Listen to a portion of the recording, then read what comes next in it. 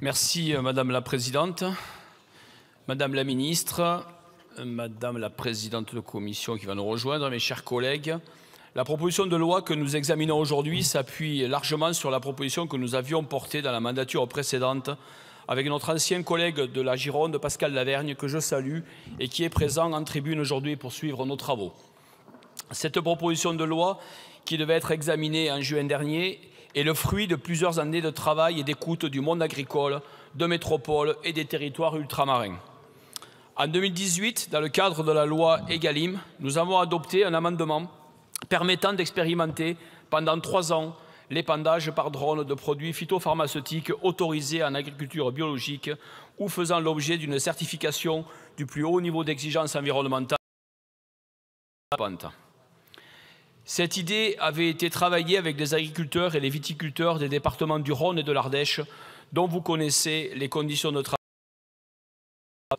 La proposition de loi que je vous présente aujourd'hui vise à offrir à nos agriculteurs et aux salariés agricoles la possibilité de se saisir d'une technologie qui leur permettra, tout en préservant leur santé et améliorant leur sécurité au travail, de protéger leur culture plus efficacement avec des produits phytopharmaceutiques les moins risqués. Cette proposition de loi prévoit, dans les conditions d'autorisation de programme d'application de certains produits phytopharmaceutiques par aéronef circulant sans personne à bord, c'est-à-dire des drones. Il me semble avant toute chose indispensable de décrire le cadre juridique dans lequel s'inscrit cette proposition. En effet, actuellement, le droit français interdit l'épandage par drone de manière quasi absolue, alors que le droit européen offre des marges de manœuvre.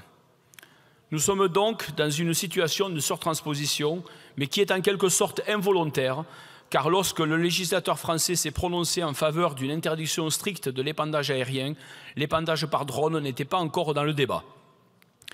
Le résultat n'en est pas moins très dommageable, puisque l'on se prive actuellement d'un outil vertueux pour notre agriculture, pour nos agriculteurs et pour nos salariés agricoles.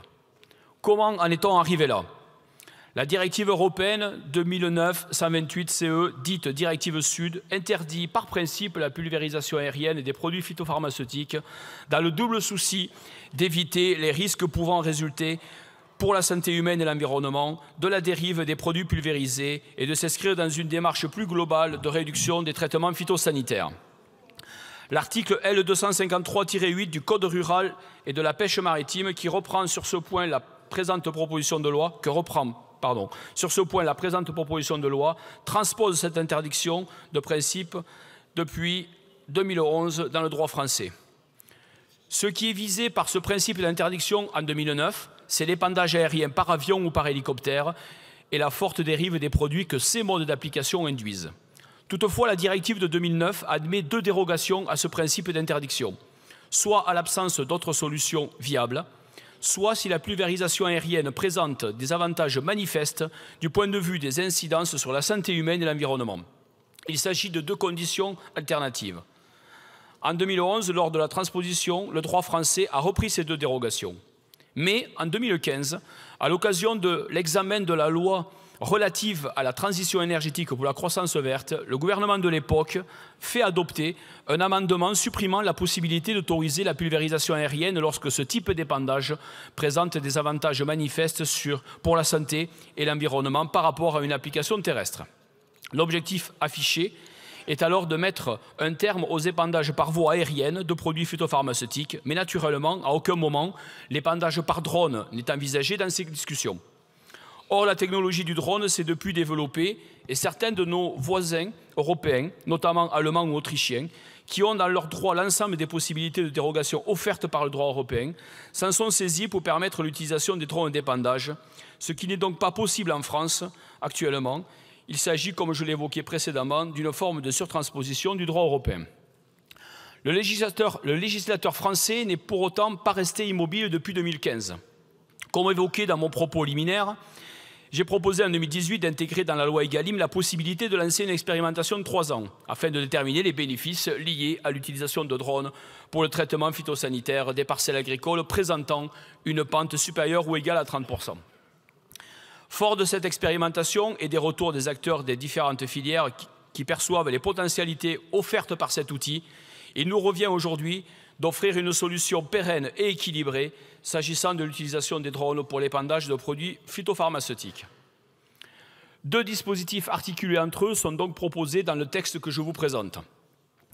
Définir un régime d'autorisation de programme d'épandage par drone pour les parcelles agricoles comportant des pentes égales ou supérieures à 20%, pour les bananeraies et pour les vignes mères de porte-greffe conduites au sol. Définir un régime d'essai de l'épandage par drone pour d'autres cultures ou d'autres contextes parcellaires qui pourraient déboucher, après une évaluation scientifique de l'ANSES et sous le regard de l'OPEXT, donc du Parlement, sur l'application du régime d'autorisation de programme d'épandage par drone. Pour ces 2 dispositifs, seule pourra être autorisée la pulvérisation de produits relevant de l'une des catégories suivantes: les produits de biocontrôle, les produits autorisés en agriculture biologique, les produits à faible risque au sens du droit européen. Nous allons entrer dans le détail de la proposition de loi à l'occasion de l'examen des amendements, mais je veux ici vous en démontrer le caractère équilibré.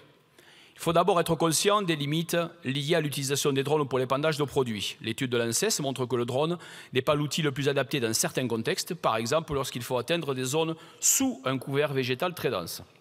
Le principal sujet d'attention concerne la dérive des produits qui, toutes choses égales par ailleurs, est plus importante avec un drone, sauf dans les 10 mètres à côté des habitations. Mais il existe des possibilités d'optimisation de ce point de vue.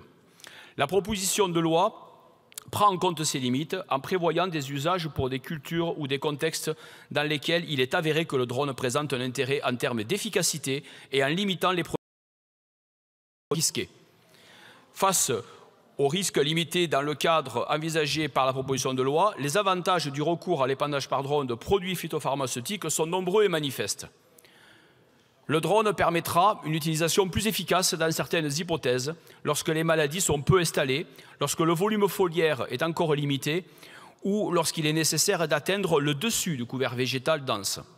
Par exemple, pour lutter contre la cercosporiose noire, qui fait des ravages dans les bananeraies de nos territoires ultramarins, l'utilisation de drones pour réaliser un traitement efficace de la partie supérieure des feuilles s'avère indispensable et permettra d'éviter l'utilisation de canons de pulvérisation dont l'efficacité est limitée et pour lesquels la dérive est forte et met en danger la santé des applicateurs et des riverains.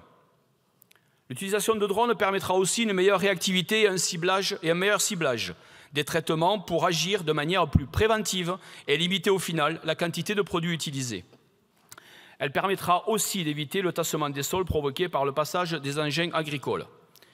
L'utilisation de drones à la place des systèmes d'application traditionnels offrira aussi une solution très concrète pour défossiliser nos exploitations agricoles dans le cadre de la stratégie nationale bas carbone. Ça fait déjà beaucoup d'avantages manifestes. Je ne reviens pas sur la liste des produits pour lesquels l'épandage par drone serait autorisé par la proposition de loi et qui représenterait pour les filières concernées une véritable incitation à utiliser des produits à faible risque, voire à se convertir progressivement en agriculture biologique, comme me l'ont indiqué plusieurs viticulteurs par exemple. Mais surtout, il y a un avantage incontestable et même inestimable. L'utilisation du drone est un moyen de réduire la pénibilité du travail de nos agriculteurs et de nos salariés agricoles, de limiter les risques d'accidents du travail sur les fortes pentes et de réduire très substantiellement leur exposition aux produits. L'étude de l'ANSES met en évidence un rapport de 1 à 200 sur ce dernier point, 1 à 200. Nous avons adopté en commission des affaires économiques certains amendements qui améliorent la rédaction du texte, et nous l'avons fait parfois de manière consensuelle. Mais la commission a également adopté, contre l'avis du rapporteur que je suis, 3 amendements problématiques sur lesquels il nous faudra revenir. Gardons à l'esprit, avant le début des débats, et pour les débats qui vont suivre, que cette proposition de loi veut mettre à disposition des agriculteurs et des salariés agricoles un outil qui diminuera la dangerosité et la pénibilité de leur travail. Cette proposition de loi offre une solution concrète pour contribuer à la transition agroécologique des exploitations agricoles et à l'usage raisonné des produits phytopharmaceutiques, et elle sera d'ailleurs tout particulièrement utile pour aller vers l'agriculture biologique. Voici les raisons pour lesquelles je vous invite à adopter cette proposition de loi qui est très attendue dans le monde agricole. Je vous remercie pour votre attention. Je vous remercie, monsieur le rapporteur. La parole est à madame Annie Genevard, ministre de l'Agriculture, de la Souveraineté alimentaire.